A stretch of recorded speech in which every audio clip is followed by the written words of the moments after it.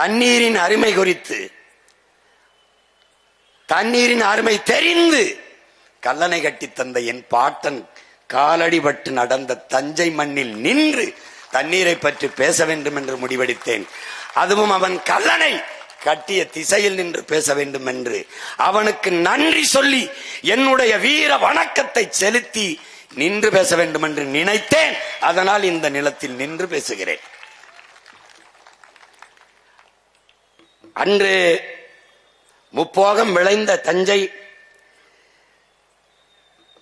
விளைந்தால் தமிழ்நாட்டில் பஞ்சமில்லை, தமிழ்நாடு விளைந்தால் இந்திய துணைக்கண்டத்தில் பஞ்சமில்லை, பசி இல்லை.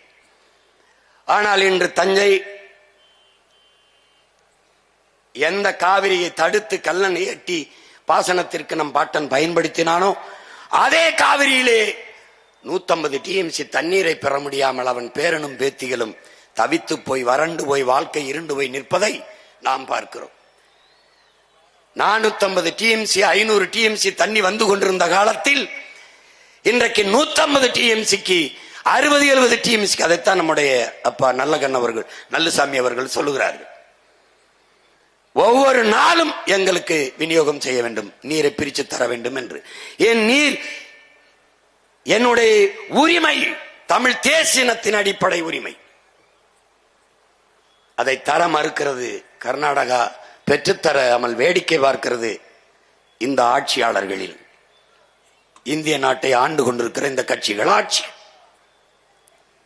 இதற்கு காரணம் என்னவென்பதை அறிவார்ந்த தமிழ் சமூக தம்பிதங்கைகள், என் உயிரினுமிரிய உடன் பிறந்தார்கள் தெரிந்து கொள்ள வேண்டும்.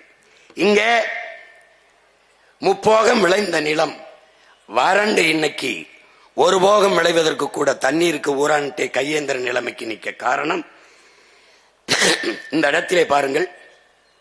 காவிரியிலே தொடர்ச்சியாக தண்ணீர் வந்து கொண்டிருந்தால் ஆற்று மணலை அள்ளி விற்க முடியாது. வளத்தை எப்படி அள்ளி விற்கிறான் பார். தண்ணி தொடர்ச்சியாக வந்து கொண்டிருந்தால் ஒரு இடத்துல மண் இருக்கா பாரு, மணலை அள்ளிட்டதுனால மண்ணு வந்துருச்சு. மண்ணு வந்துட்டதுனால செடி கொடி மரம் முளைச்சிருச்சு.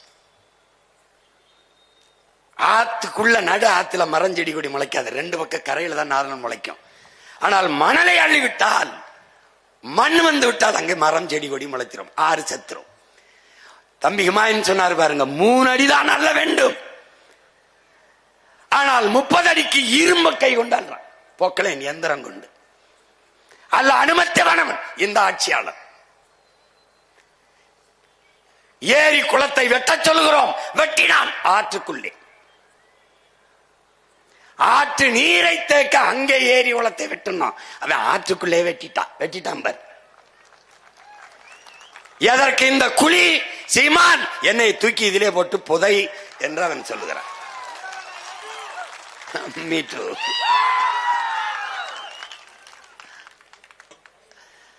புரியுதா?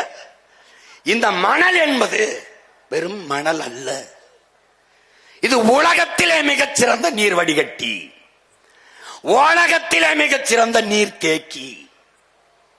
இது மனித உடலுக்கு தோல், ஆற்றுக்கு மணல். இந்த மணலை அள்ளிவிட்டால் ஆறு செத்துவிடும்.